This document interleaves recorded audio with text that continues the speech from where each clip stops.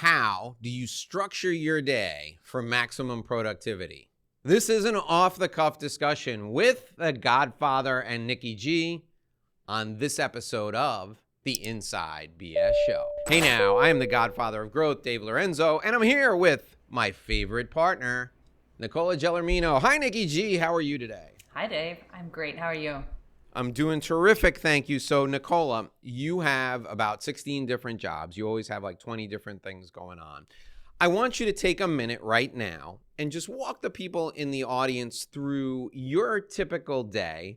And then I'm going to ask you a couple of questions about how you handle stuff from a productivity standpoint, from a stress standpoint, because you're a litigator, you're an entrepreneur, you're a gym rat, you're a wife, you're a really good friend. So what does it look like when Nikki G starts her day? How do you start your day? Typical day starts with waking up, getting some exercise. That is... So, yeah, do you exercise at home? Do you go to the gym? What do you do? It varies. It depends on the day. If I'm pressed for time, then at home. If I have the time, I'll go to the gym. Okay.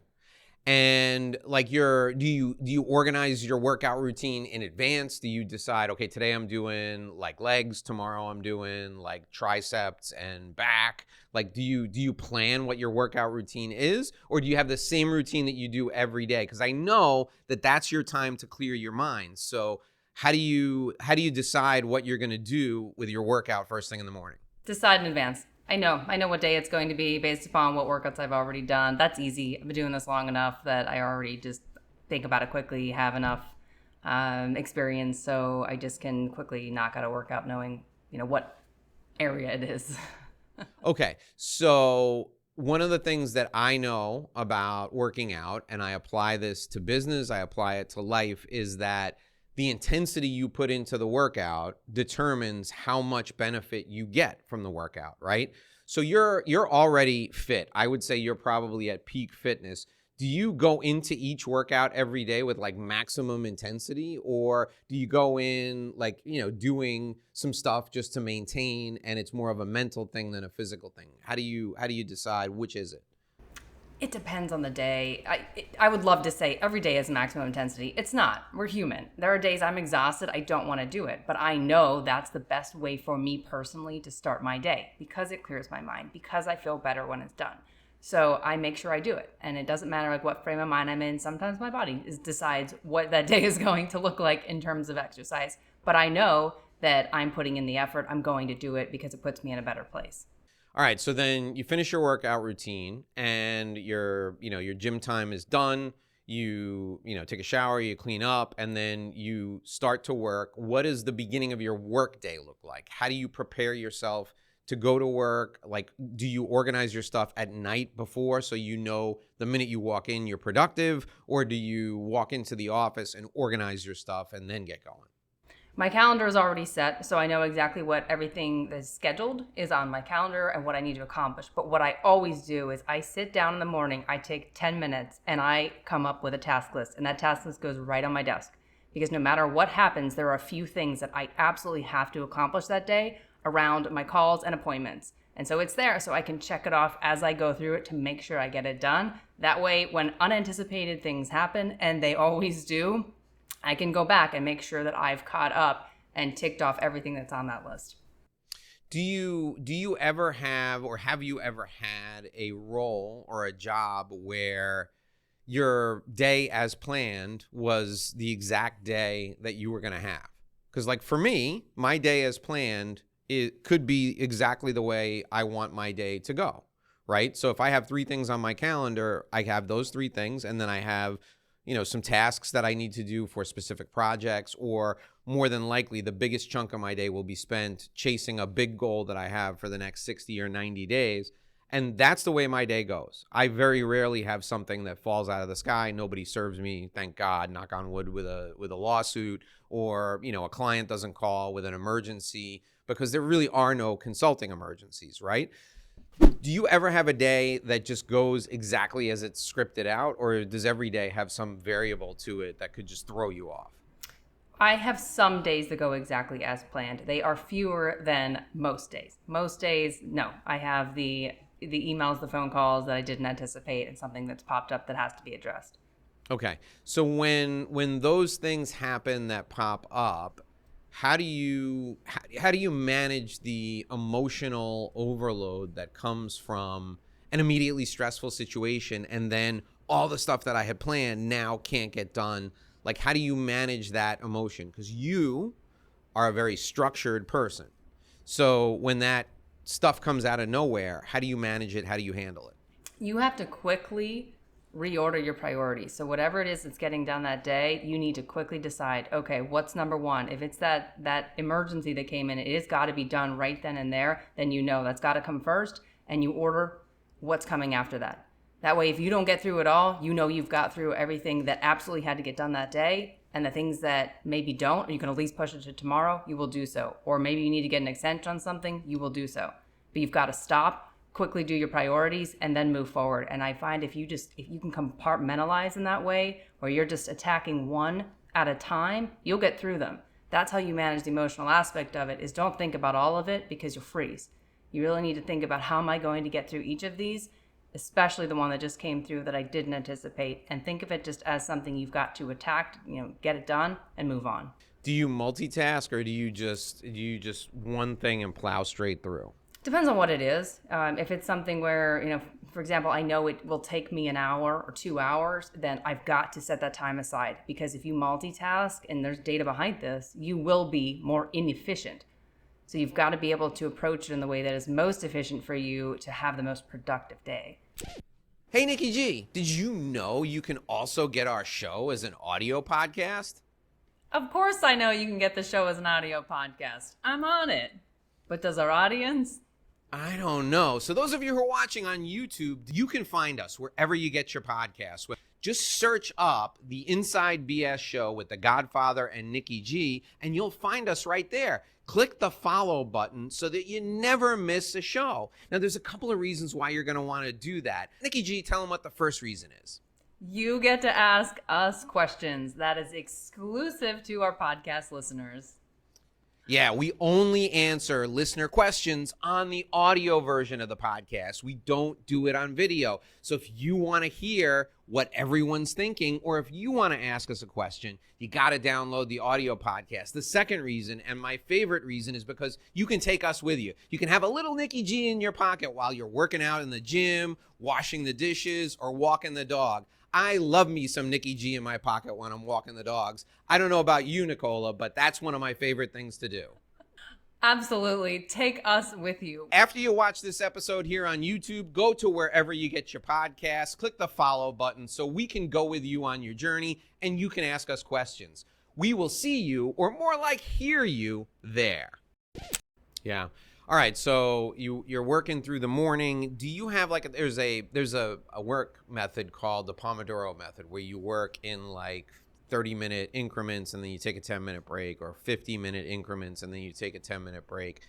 Do you have some methodology that you use, particularly if you're drafting or if you're reviewing documents, where you don't hit the point of depreciating returns, where I've been reading for 3 hours and I can't read anymore? How do you structure that? Do you just plow right through it, or do you do it in chunks? What's your method for getting through that work that requires intense concentration? Segments and breaks. So I tend to have a much longer period of focus where I know I won't lose it. So I'll knock that out. For me, that's usually 2-3 hours. Take a break, come back, do another 2 to 3 hours, and approach it that way. It depends on the person. So for you, that may be, a window of 30 minutes. Maybe it's a window of an hour. It's like 5 minutes, yeah. But for our audience out there, everyone has different windows. So you just have to know what yours is. And because you start losing your focus, you're thinking about something else, you're checking an email. Some of our jobs require intense focus. Certainly the practice of law does. Intense focus. So you've got to know, what are my windows of productivity where I'm not starting to hit diminishing returns. Now, obviously, at the end of the day, I know exactly when that happens, but sometimes you still have to power through that. So just know what those windows are, give yourself the quick breaks, and you'll find as soon as you sit back down, you're already re-energized to continue. All right, so you go through your morning, you take your break here and there, you grab some lunch or whatever, and then you go through your afternoon, more of the same. When do you decide how your day ends? Because as an entrepreneur, particularly if for me, particularly if the kids have after school activities and my wife isn't around, my day could go on for 16, 17, 18 hours consecutively. So I have to decide when the end of my day is going to be. And here's the reason why I have to decide when the end of my day is. If I work straight through, so I get up at sometimes 3, sometimes 4 in the morning, and I get 3 hours of work done before 7 a.m.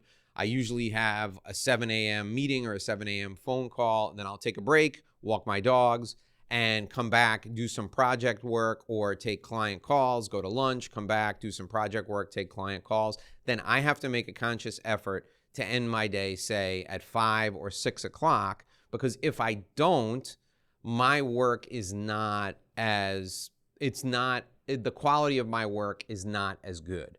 At the end of the day, when I'm tired, I can do the mindless work of deleting emails from my email inbox or organizing the office, making my to-do list for the next day. I can't do any writing. I can't shoot any videos. I can't do anything that requires any level of intense concentration. And when you get up at 4 o'clock in the morning, I hit that point at like 5 or 6 o'clock in the afternoon. I can take phone calls. I can host a meeting on Zoom if I need to, but I can't do anything that requires intense focus or intense concentration. You, on the other hand, I've called you at like 8 o'clock at night and you're still doing intense work. How does that work for you? How are you able to push through and intensely concentrate at like after 5, after 6, after you've been doing it for 8, 9, 10 hours? So there's two things there. First, I may be intensely focused on it, but it is not the highest intensity activity that I need to do that day. So just like you, I know that I start getting a little less sharp later in the day and definitely in the evening. I'm sharpest in the morning. So anything that requires the most intense level of focus, I'm knocking that out in the early part of my day. So I prioritize throughout the day depending upon the tasks that way, so that I know, my best efforts are spent on what I need the most energy and brain power for. Late in the day when I'm doing, yes, I can still have an intense level of focus, but it doesn't require as much mental intensity as the other exercises. So I'm doing that later in the day, and I decide when to end my day by telling myself, this is what you need to get through today. But if I hit a point where I know I'm not being productive, then I will stop there. Occasionally that happens, and I'll say, I am better off ending here and starting the next day early and fresh, because I will be more productive then.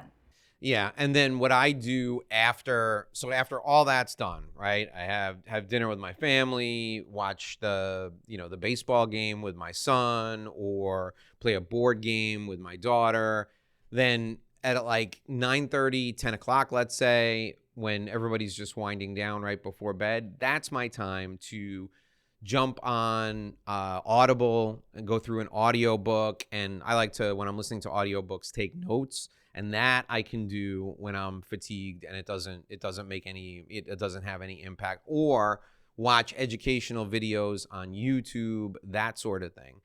What I don't do, and what the trap that I don't fall into, is dealing with like watching a TV show at like 7 o'clock at night and, having to get sucked into doing that for 4 or 5 hours. I'm constantly thinking of what I can do to sharpen the saw. Now, if meaning work on things that will benefit me from a productivity standpoint, from a health standpoint, from things that I can learn or absorb from a business standpoint. And I love to do that. I would much rather do that than watch an episode of like The Bachelor or something along those lines.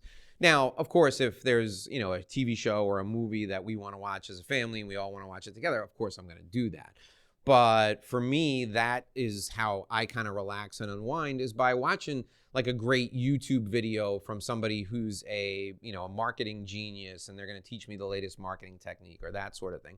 What do you do at the end of the day to relax and unwind?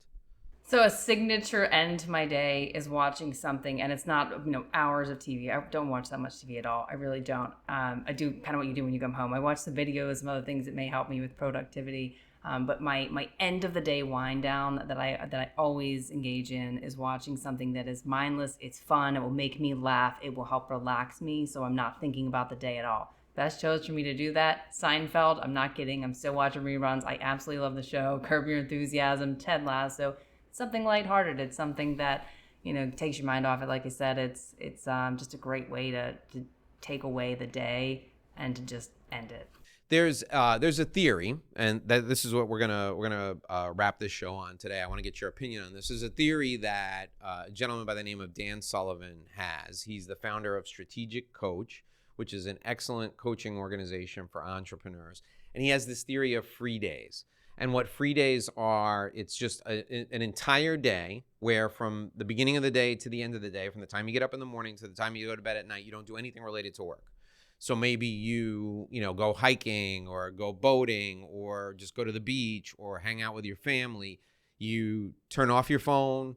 You don't check your email. You don't go anywhere near your office. And he says that makes you more productive when you have the days where you're on, right? Where you're active. And he uses the analogy of an entertainer or an athlete, right? He says, imagine if like Taylor Swift had to do a concert every day for 150 days in a row. She doesn't do that. She does like 2 concerts in a row, then takes a day off. Or on this current tour, I think she's doing a concert, taking a day off, doing a concert, taking a day off. So every other day is a free day for her. So she can leave it all out on the stage when she goes out and performs. This is a concept that in theory I love, but I have never been able to embrace because I just get such anxiety of unplugging for an entire day. What are your thoughts on that concept of like free days, just walking away, getting away from it, and having it improve your productivity? I think it is very effective. So I share this with you, Dave. I have struggled with relaxing and not having, so much anxiety about not being productive when I do have time off. And so I've made a concerted effort over the last few years to, when I have some time, take the time off. For me, that block where I could have a day where I'm not thinking about everything that's going on it's spent at the beach or it's spent, at the pool. And it might not be the whole day. It could be half a day. But like that's a time where I really can take that time, disconnect, and reflect on other kind of broader things that are going on in my life, maybe what I want to be doing next. It's a great way for me personally. It may be something different for you, but that time, there's a lot of value there to what, that point is. It's take that time, see what it does for you. I mean, frankly, I think it's really, a way to change your mindset and to get rid of that anxiety when you don't always have to be productive, and it's not realistic. You can't always be productive. Alrighty, folks, that'll do it for this episode of the Inside BS Show. My name is Dave Lorenzo. I'm the godfather of growth, and you are Nikki G. And we are back every day, every single day for you. We'll see you back here again tomorrow. Until then, here's hoping you make a great living and live a great life.